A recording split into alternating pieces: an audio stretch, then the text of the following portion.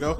And we're back. Hey. All right, guys, you heard it here first. Last week it was Avatar: The Last Airbender with our guest Jade Robinson. This week we're coming back with more. We have Legend of Korra. We have two people on the mic this week with Miriam Tuninger, our producer, and Jade Robinson is back, and we're here. Welcome to Blerd Survival Guide.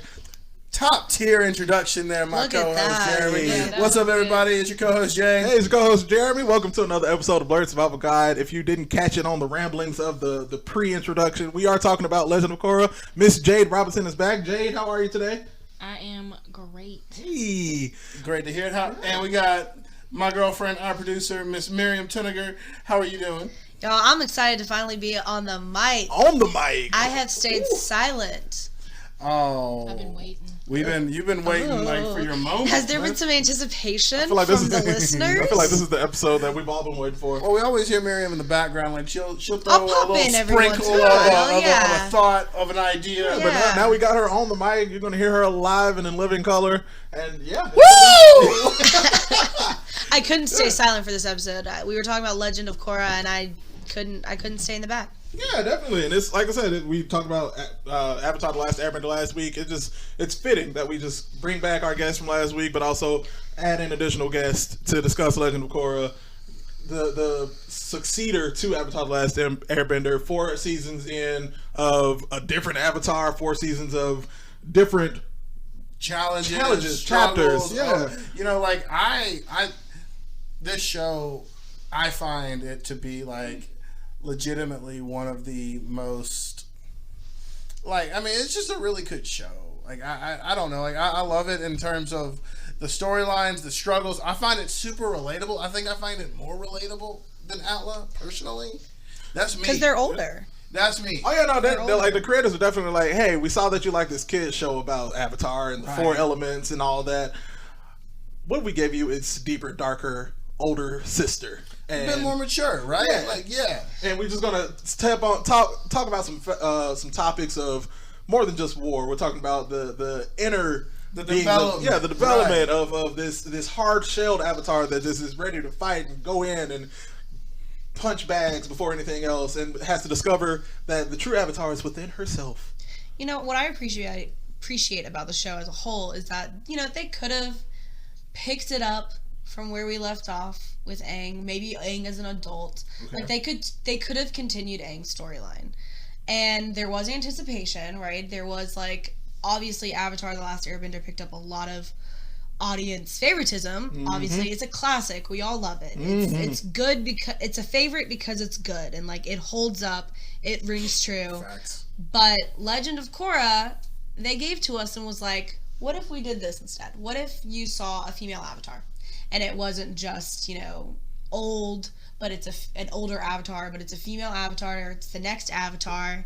And let's ring in this new generation with a female to look up to, right? This new audience. We're pulling in the old crowd. We're pulling in the people who grew up with The Last Airbender. Right. But now let's bring in the new audience as well to look up to a female Avatar. Yeah. And that's my favorite thing about it. Yeah. Because, we saw Kyoshi and everybody fell in love with Kyoshi. And you have all the headcanon and the fanfics of how Kyoshi was as an Avatar. But then we also have, like Jade told us last week, the books, the Rise of Kyoshi and the Shadow of Kyoshi, and the actual how she was in her time as the Avatar. But now that we have Korra as the Avatar, we get to see this as almost a modern take of what if Avatar was in modern day, quote unquote, because we have the adventures of cars. And it's mech, you have a full on industrial revolution that occurs in the time between the end of the first Avatar and the birth of the next one. Right. And I think what you were talking about, Miriam, and you too, Jeremy, it really speaks to the spirit of the Legend of Korra, right? It's a show that is extremely progressive. It's about progress. It's about what happens when things change, and you're also upping the level of technology, the level of information that's being shared across the world, and you're seeing what happens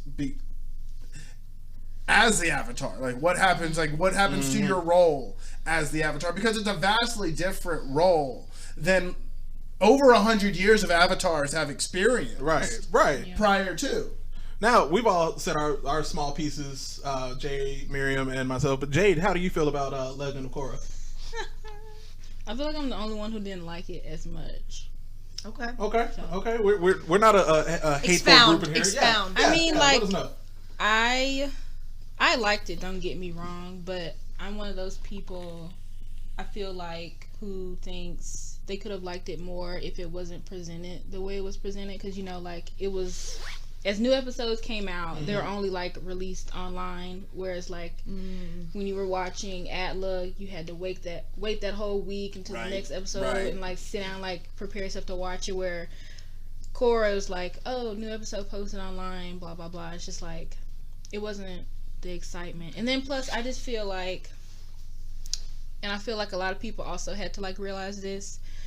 Whereas like with Aang, it was more so like traveling and like you get like the whole experience of like going out and like learning new things with your friends. Whereas like Korra is just like, just a teenager, and I feel and no one really like likes a teenager because they're rude, they're obnoxious. Whereas like Aang, they're like a group of kids like going off on an adventure.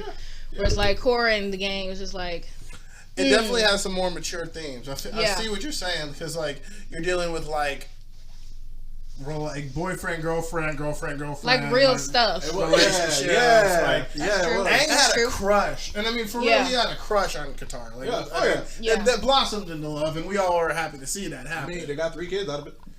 And I mean, that's caused a lot of drama. Like in the episode we were just watching in Legend of Korra, apparently Aang had favorites. Aang had favorites. Yeah. He was an airbender, and Aang had to train him to keep the airbending going. I'm not saying that's okay. Well, I mean, because Tenzin neglect your other children. was the second airbender ever, like since Aang. Like he was the second airbender. There were no other airbenders before Aang or after Aang, because Aang was the last airbender. Tenzin comes along, becomes an airbender. It's like, oh my god, there's another one. There's another one. Yeah, save like this race of people. Yeah. It was bad, but then again, like it's understandable because, he's gonna have to. He's got to nurture this. I mean, like a whole race. They weren't neglected. Like he was still a good. Like he was a dad he to provided. them. And then they had Katara. Yeah. Well, I mean, you had literally the greatest healer of all healers. Yeah. Which I mean, one of the his daughters, Kaya is a waterbender as well. Yeah. When I think about this show, I mean, and here's the thing: it's like because it's a sequel, it's consistently compared, right? Like, I mean, like this is the nature of a sequel. Like you're always gonna be comparing, and because it's also like a generational story. Yeah.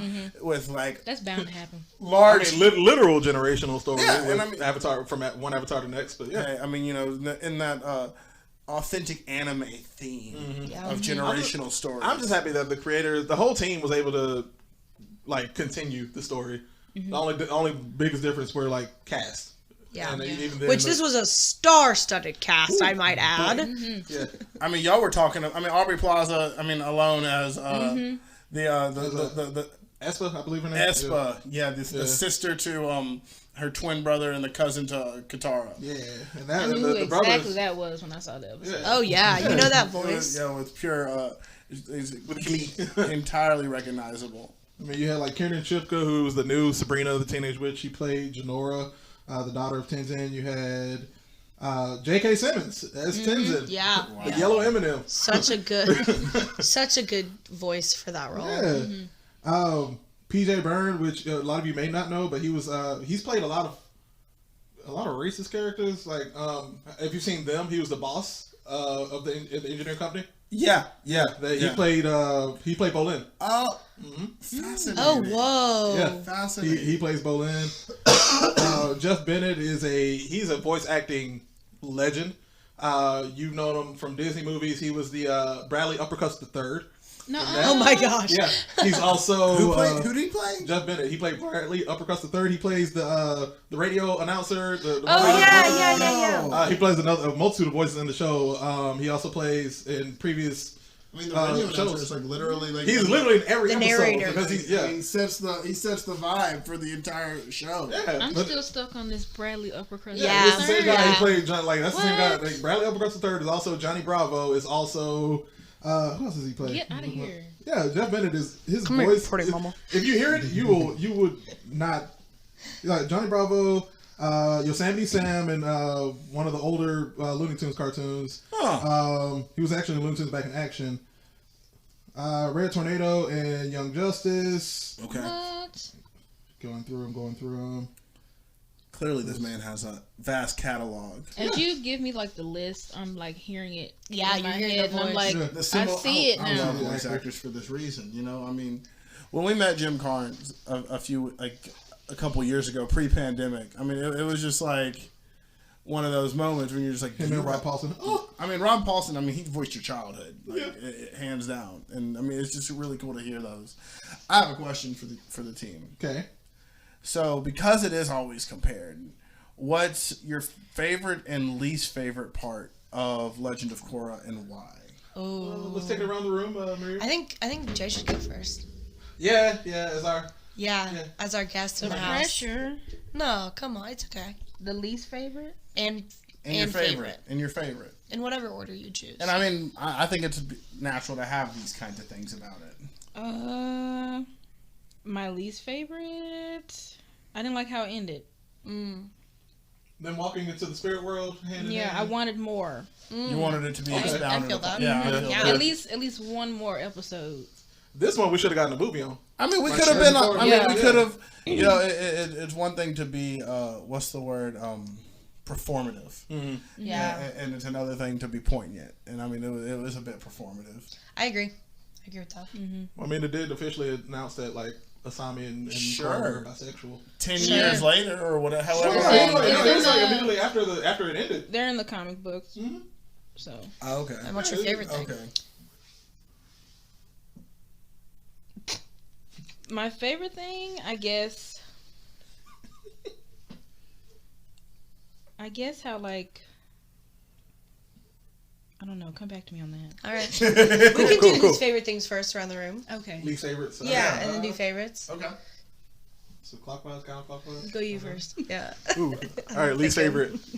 I gotta hear y'all's first. Least favorite, I would have to say, is and I know y'all talked about it last week, but like I didn't enjoy it, and I kind of fell asleep on like those 3 episodes. Was the story of the first Avatar?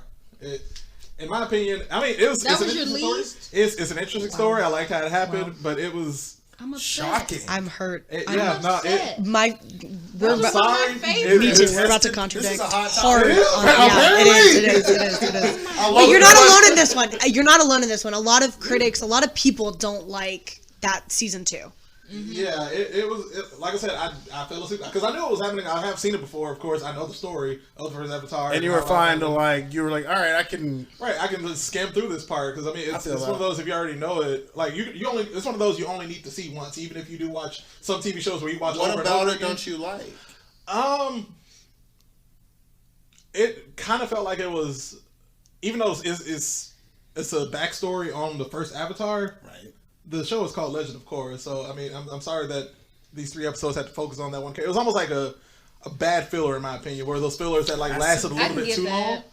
I hear that. Yeah, I would have preferred it had it been like 1 episode. One, That's maybe fair. 2 Yeah, episodes. 1 maybe 2, like or 1 Or and a half. sporadic throughout a couple of episodes. Right, Yeah. just to see. Or yeah. just its own show.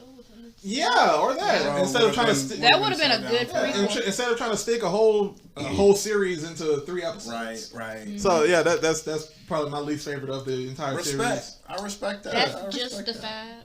I think agree. that, I think Yeah. that you defended I that well. did. I put my foot down. All You right, defend that well. You defend that well. I get off me. All right, yes, I did. Yeah. So like you've got a really good one, and I don't know how to follow it. You got it. You got it. So I don't know, man. Like I really do love this show, and I love the animation of it. I love a lot of the parts of it, but I guess like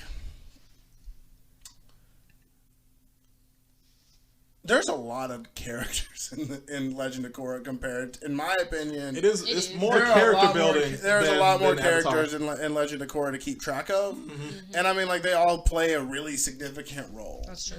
I mean, in like a lot of ways. I mean, you've got like, first of all, like Bolin and Mako's family, So the Avatar like gang that.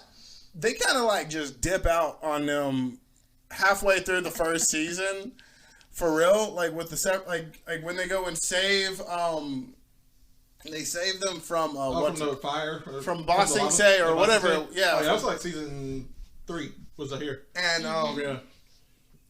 I don't think that they like. I mean, I just find. I mean, I know it's about the Avatar gang, but like they throw a lot of these random characters in. And it was like we see this entire family. It's like, all right, you're finna stay in this this nice house for the rest of the series, and that's it.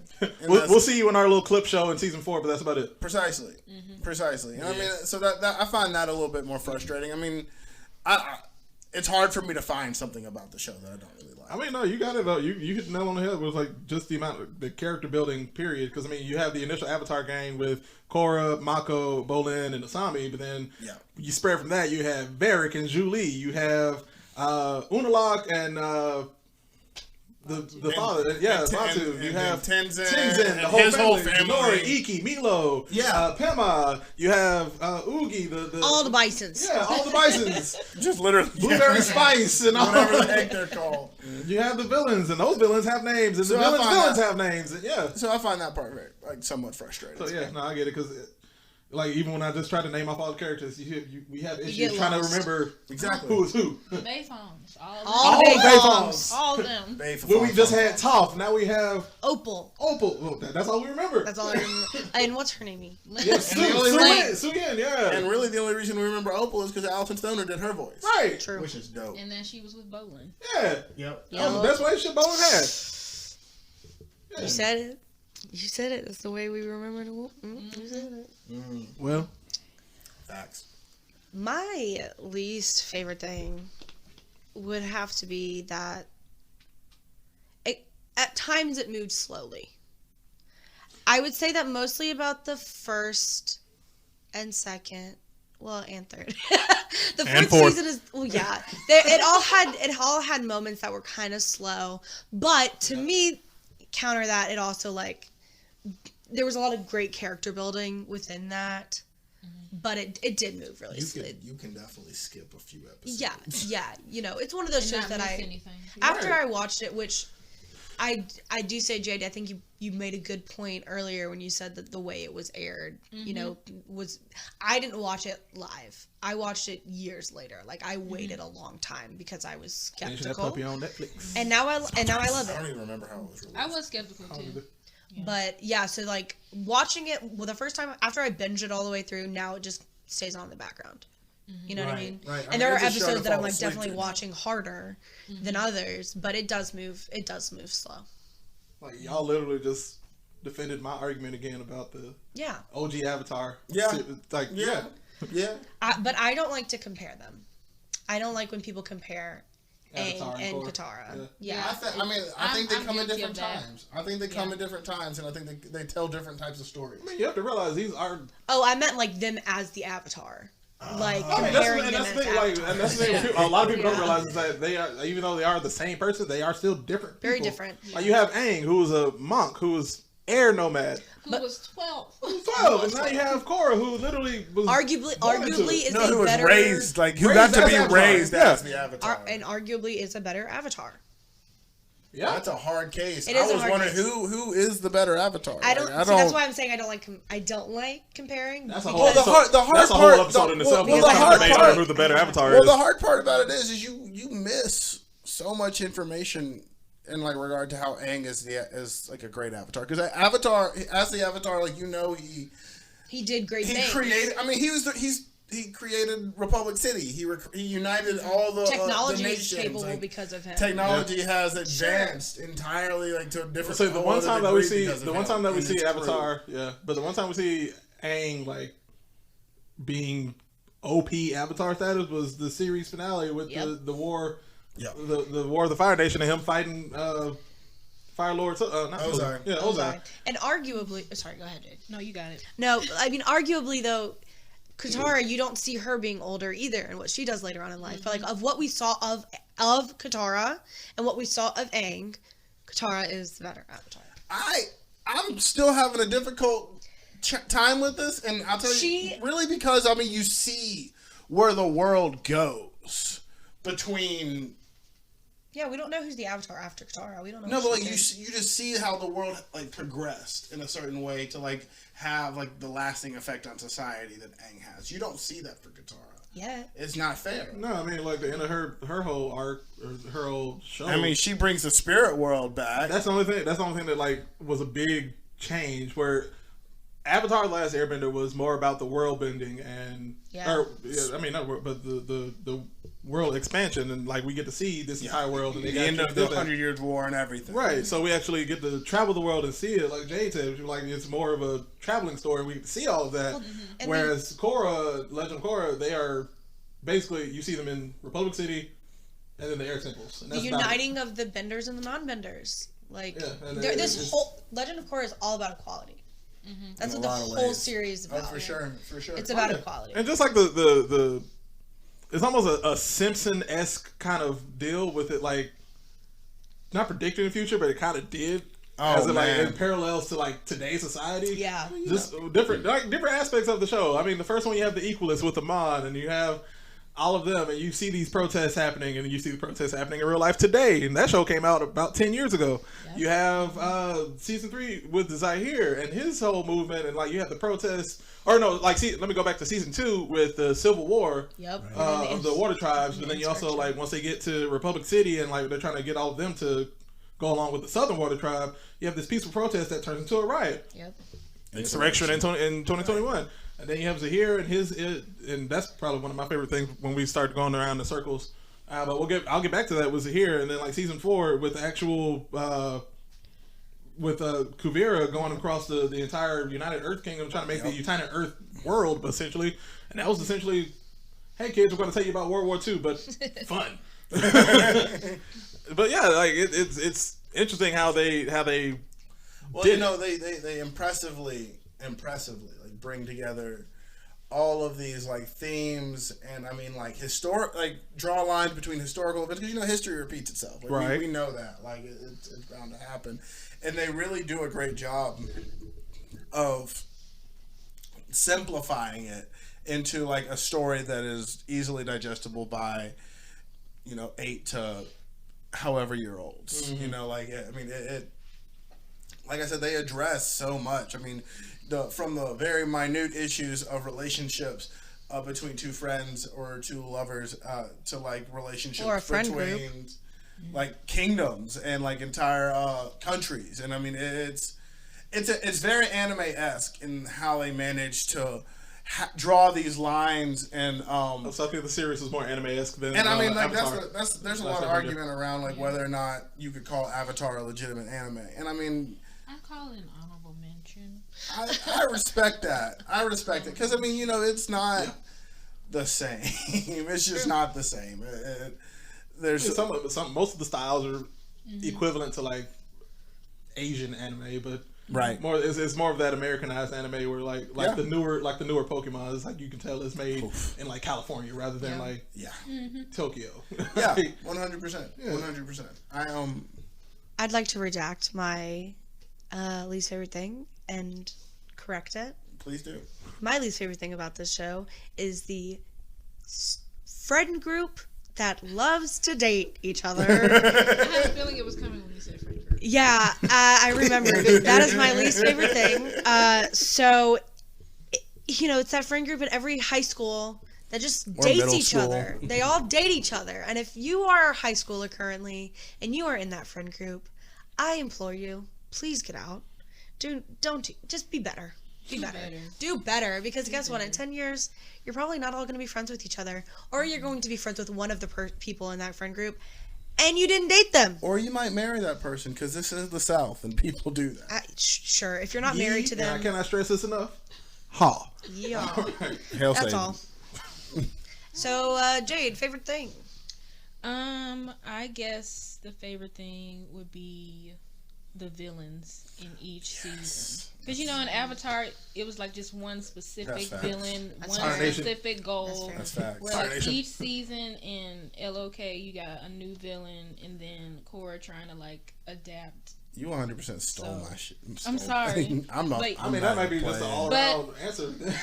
going back to like which Avatar is the best. I feel like you can't really compare because, Right. like I said, Aang just had like one specific goal, whereas like Korra had like. I disagreed at first, but then after I rewatched it, I was like, Korra low-key had like problem after problem, villain after villain, where she could not recover, and I feel like Her trauma. that kind of like made her character development, if that makes sense. Especially like in the last season when she like with Kubir and her, like she's finally coming to realization and like, you know, getting connected with the spirit world and all that other stuff. So Right. I would say like villains were top tier. Yeah. I mean, Zahir is just like a legend. Oh yeah. Hey, don't steal my answer because that's my answer. Let me go. What's next. your answer? Talk about what your favorite thing is. My favorite thing about Legend of Korra is I'm bouncing off the villains. Zahir, best villain, probably one of the best villains I've seen on TV. Bro, And, when he like, he went spoke in truth. with the queen, With the Queen of Ba Sing Se, that's my favorite episode. It was the darkest episode. It's probably the darkest episode on Nickelodeon ever. I was thinking about that on the way here. I was like, you think about Nickelodeon, you don't see no darkness, no nothing, and then you watch that episode, you're just like, so we going there, Right, like I mean, he I'm gonna smashed pull up the- her, bro. Like, what he did was like with his newfound airbending powers, he took the air out of her lungs, wrapped it around her head, and let me find this quote real quick because literally suffocated her. yes, with her own breath. With her own breath. With her own breath. that's dark. I first saw that and I was like, damn, bitch. Right, Yeah, right. like, You're a villain. Damn. I felt sorry for her, but at the same time, I was like, I mean, she was the worst. Like, we know She that was. she was the worst. And I mean, I'm not saying that you got to just go and that's not the right way to go about, you know, the exchange of power. But she was also a queen, and that's just how Yeah. they typically die, yeah. or that's how they typically go out. Like, we don't just. What's her nephew's name? Prince or King. Prince Wu. That's Prince what Wu. it is. Prince As Wu. he so elegantly put, my great aunt, the. Here we go. Here's a quote that Zahir did before he choked the life out of that queen. Choke 1-800 choke that hoe. Yeah, yeah. He said, "You think freedom is something that you can give or take on a whim, but to your people, freedom is just as essential as air, and without it, there is no life. There is only darkness." I was like, "Damn, that is dark." I love it. She got ready to say something, and then he was just like, Nope. Snap. Like Ursula, like, give me your voice. He went, "Hush." I was sitting there, I was like, they showing this on Nickelodeon? Oh, you know they had to like keep it safe, so they slowly panned up. That's why it was online. Like, her life was taken out of her. Like all you saw was that hand, and then it disappeared. And I'm like, oh, she gone. She gone. That's why they released it online. Yup, because that's one of the darkest. Online. That was one of the darkest moments of Nickelodeon. One of the darkest moments on television for children, and I love it. That was my favorite episode. That was my favorite villain. Period. Blood bending though. I was thinking about that. I was thinking about that Blood too. bending? Blood bending. I don't Damn. know. I mean, like, you got air in your blood, fam. And he found a way to bend it. Yeah. Like I mean, they found a way to bend it without the full moon. That was. Yeah. that was it. Yeah. Yeah. That one crazy bitch that. Real quick. I guess my favorite part about this show is definitely like the relatability of it, like to watching it like as opposed to I hated the relatability. I'm sorry. I didn't want to feel I don't something. want to relate. Take me out of real life, please. That's what I love about TV. I do want to go into a world where I can just. I be like happy it. and I mean, I fictionalize. find that to be like comforting personally. I'm like, all right, someone else was like thinking about it, like someone else was like Thinking this like is me. yeah. I mean, like, you know, I love as I do love representation, and so I mean, like, I think that like the realness of the show, like, I mean, I appreciated that aspect of it because I mean, you couldn't really relate to Avatar. It was just like, all right, this is a story. I feel like that's why people like it more. That's fair. Yeah, I mean, that's it completely fair. takes you out of reality. I mean, that's Completely fair. I'll watch anime for that though. it's not me. I'll watch anime. So, are you saying it's not an anime? Dun, dun, dun. I mean, I'll acknowledge what Jade said and give it the honorable mention. Honorable mention. It's not for this reason. No, yeah, I mean, like, the reasons why it's not an anime, I mean, vary from the art style to, like, the storyline style. Sure. Like, yes, it's generational, sure, but it's not like... So we're getting, like, Tenzin's backstory, we're getting Aang's backstory, we're not filling gaps of time with, like, obnoxious filler, as Jeremy put, but, like, we're not getting that. I mean, that's not... I mean, in large part, that's the essence of a good anime is like the unlimited ability, the seemingly unlimited ability to intertwine stories of the individual characters to the main storyline. And I mean, they don't do that well. Like I said, they kind of just abandon other people. Totally true. Like, I mean, hell, shit. Like they really abandoned my dude. They gave him an upgrade now, mind you, but they abandoned my dude with the cabbages. And like, oh yeah, he got the whole empire. But I want to know how he got an empire. I had my cabbage shirt on. I forgot I even wore it. Oh, hey, my cabbages! My cabbages! No, I mean, like, yeah, for real, like they just jump ship. They don't even touch it. I think my favorite thing about Legend of Korra is probably season 2, and it's her journey into the spirit world.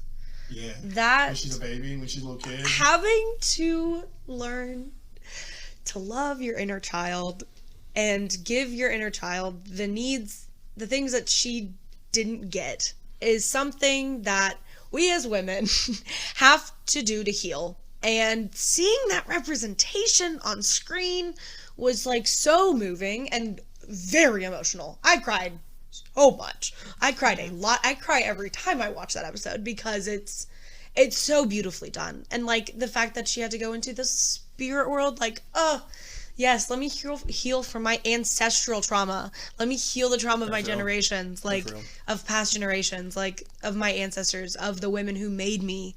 Like that is such a beautiful story arc to me.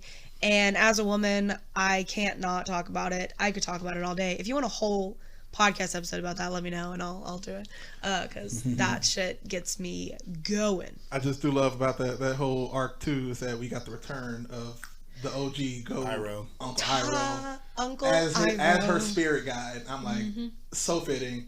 The man was trying to find a new I mean, the show does. The show does some dope stuff, like make some dope moves with like bringing back your favorite Avatar: The Last Airbender characters. Like, I mean, Prince Zuko, Uncle Iroh, Toph. They brought back Dante Basco, the voice of Zuko, to play General Iroh in the Fire Nation's army, and I'm like, they did. They did. The whole arc between the original good and the original bad, like what are their names? Vaatu and Unalaq. No. The woman, the good Rava. Rava. That whole thing is cool. I mean, that's a beautiful story, and that's incredible. Beautiful metaphor. So anyway, that's my time. The OG yin and yang before the koi fish. Yeah. It's just so beautiful. Yeah. Moon spirits. And I love the story of the original Avatar, but I would want more of it. I feel like that would be like a really good show on its own. I agree. I 100% agree. The continued adventures of Aang. No, of first of Wan, Avatar 1. Oh, you want Wan? Yeah, that's what we're talking about. I can just read the comic books for Aang. You're right. I mean, you got the OG. Like, if we did get like all of them, I want all of them. I want all the original. I want all of them. I mean, like, if we just get Avatar, the first Airbender, like, or not first Airbender, but like the first Avatar, like, right? Yeah. First Avatar. Period. That's already not the movie. That's already not James Cameron. Nah, because nobody remembers that movie. Everyone was confused by that. Let's be real. That's another reason I hated the other movies that we're not going to discuss on this podcast again. So we can go on and on. What we're going to do now is take a quick break. You're going to hear a word from our sponsor, Anchor. Then we'll be right back with the weekly blurb. Be right back, guys. Bye.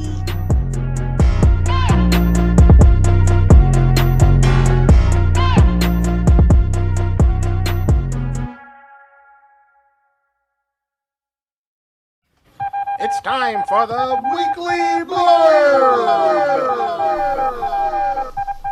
And we're back.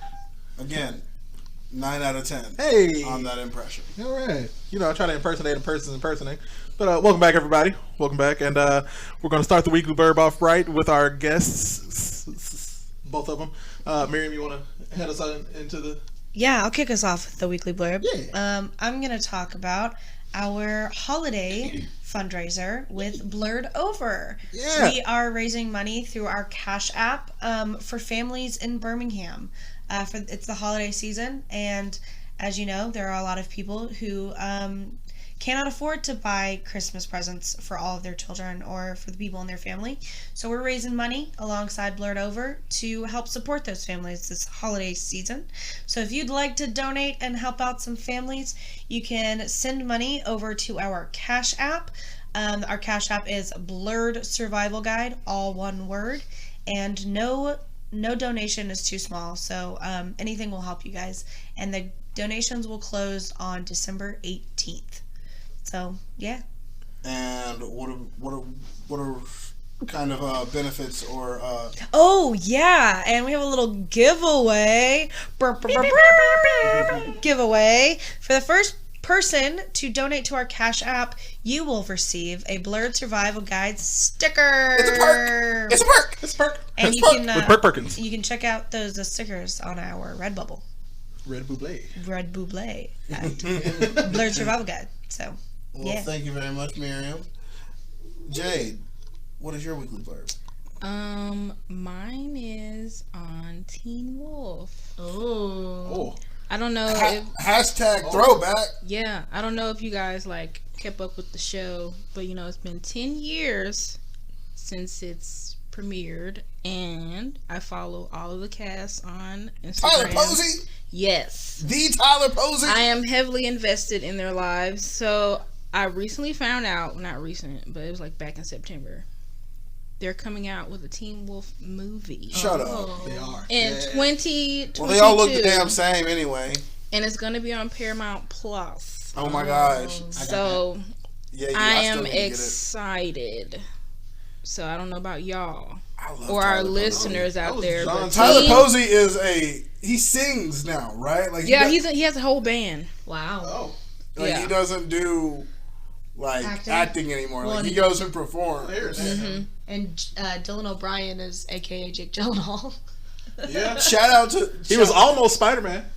Was he really? He was in the running for the I can see the that. new MCU Spider-Man. I It was can see between that. literally it was the top three were him, Tom Holland, and Asa Butterfield from Sex Education. The main character. Yeah. What? Those were the three. Those were the top three for I mean- MCU Spider-Man. I mean, I'd like to see him get swole, Ansel, but Tom Holland is wow. That's what Or I'm saying, Dylan yeah. O'Brien. Wow. Yeah. Those were your top three Spider-Man candidates before Tom Holland got the gig. So like, Dang. how many seasons of Teen Wolf were there? Because I It was remember just like 4. 6. I remember 4. It was 6. It got You know, that's where we got our Thanks, Chuck. Superman for CW. Tyler Hecklin. He was one of the Yeah.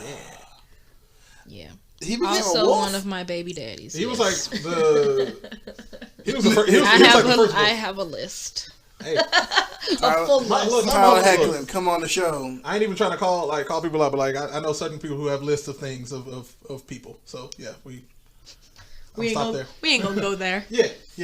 We can big mouth this all day. Like everybody got a list. Everybody got a list. If you want to binge, it is on Hulu.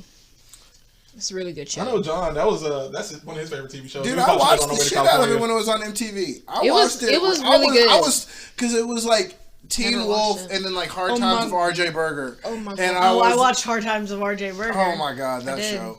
That show. It had Annie Milonakis on it. It was mad dumb. It was so dumb. I didn't watch MTV at my house because parents, Right. but I watched it online, and Teen Wolf was never online. Yeah. So I could never watch it. That's I one of always those wanted to premium because man, shows if you had to watch it don't online. Yeah. don't you think I saw them YouTube compilation videos It was of for Dylan a while, O'Brien. but then they took it off. Man, we might have to watch some Teen Wolf. 'cause It's really good. I Let's do it. enjoyed it. Let's I enjoyed the It's show. really A few episodes I watched on the way to California with John were intriguing.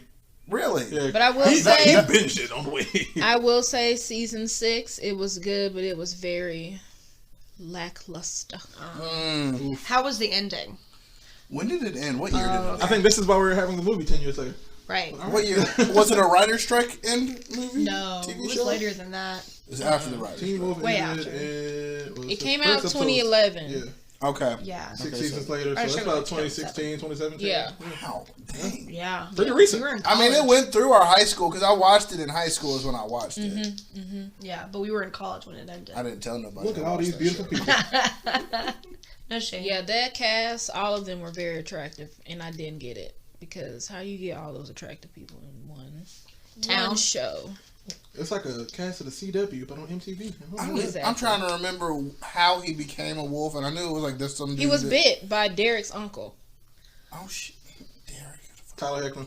Yeah. Superman. Oh. Yeah, his because His uncle was like an alpha. the alpha. That's like a thing, right? Like that becomes like a part of the show. The whole show was like who becomes the alpha. And, yeah. Because like when he was an alpha, but then when his family had like died in that fire, he was burned really bad. Yeah.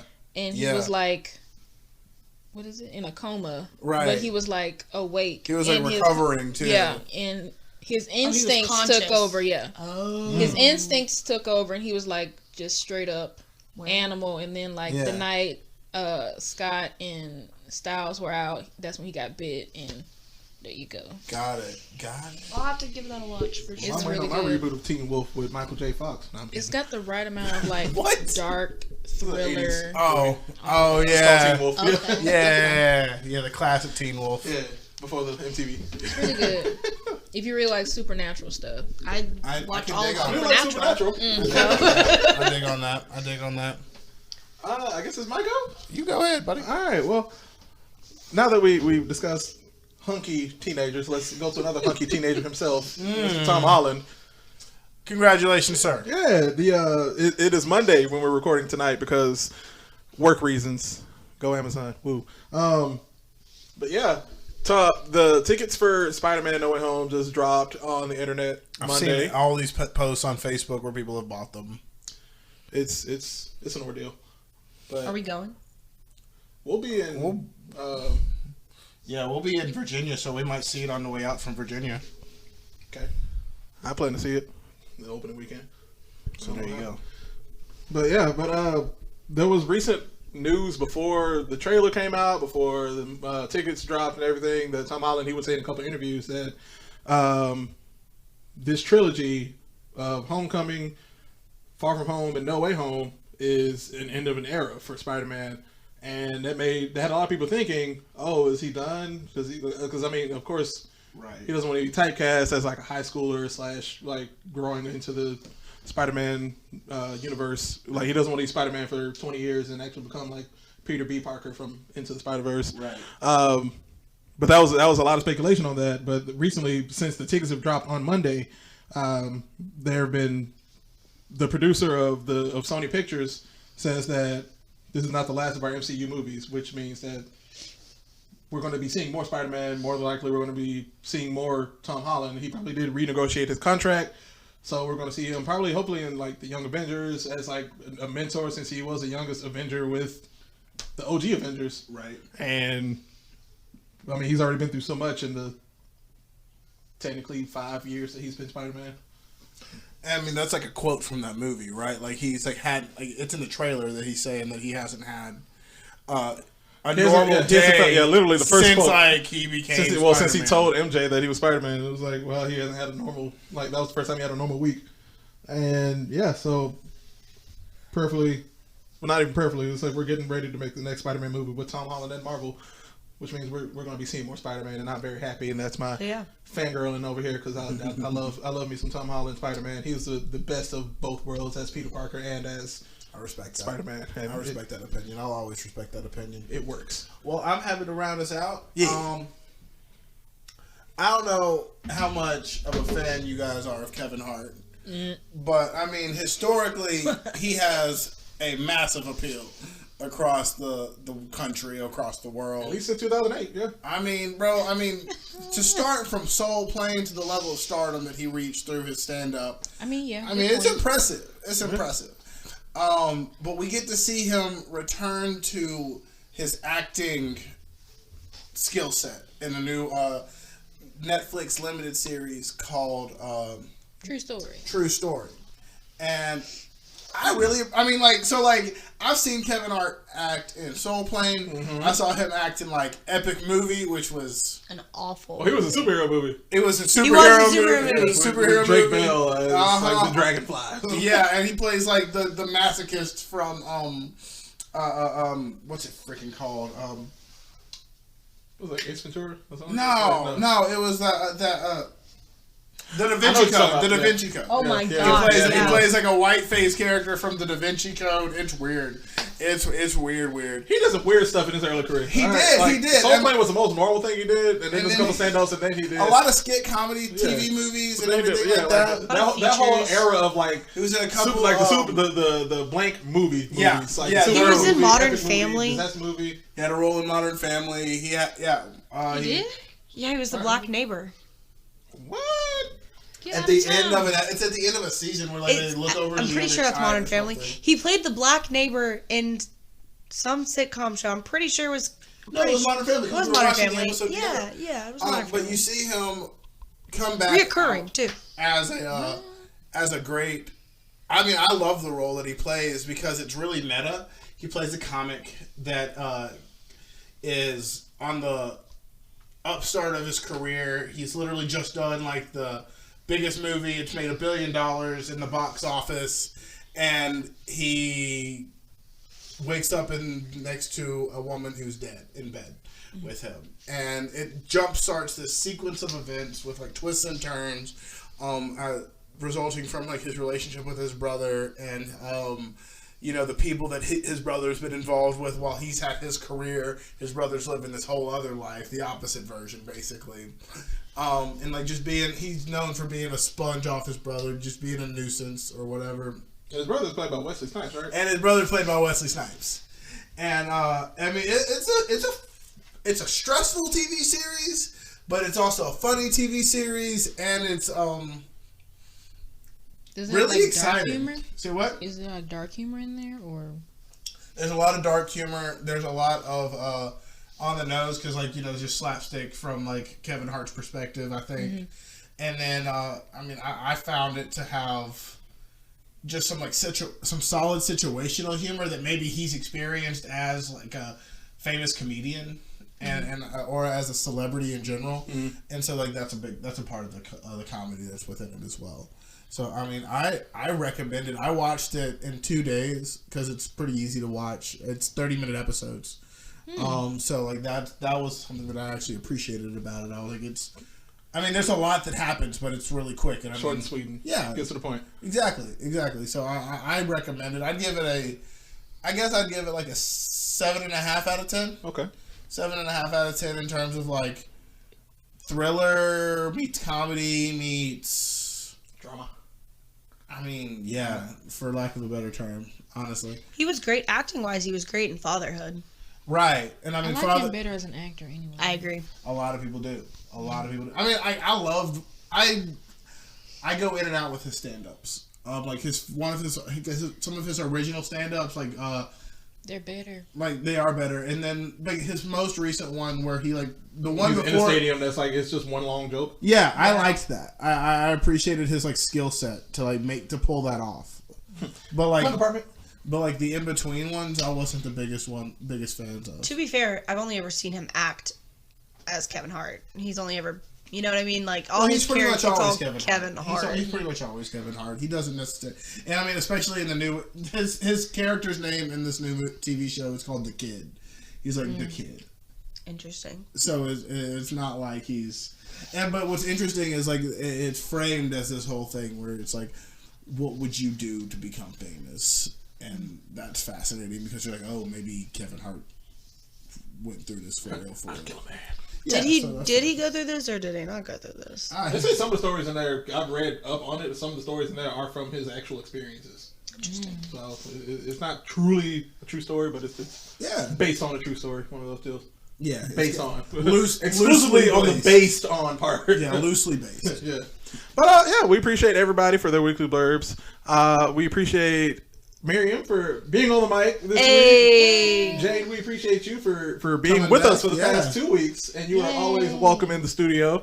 And other than that, before we get to ours, Jade, where can the people find us? Wait, what? Where can I find you? Oh, me. Yeah. You can just follow me on my Instagram at LAX_veteran. Yeah, you can follow me on the Insta. I'm at its just JUSTMRM. So it's just Merm. And Jay, do the thing. And if you want to follow us on our Instagram, it is at Blerd Survival Guide. If you want to follow us on Twitter or TikTok, it's at Blerd Guide. You can also follow us on Facebook at Blerd Survival Guide, or you can even email us at blerdsurvivalguide@gmail.com.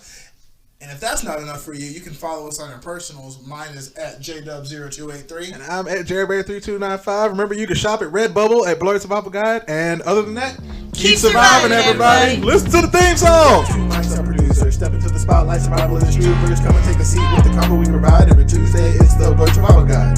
Two guys, two mics, our producer. Step into the spotlight, survivalists, YouTubers. Come and take a seat with the combo we provide. Every Tuesday, it's the Blerd Survival Guide.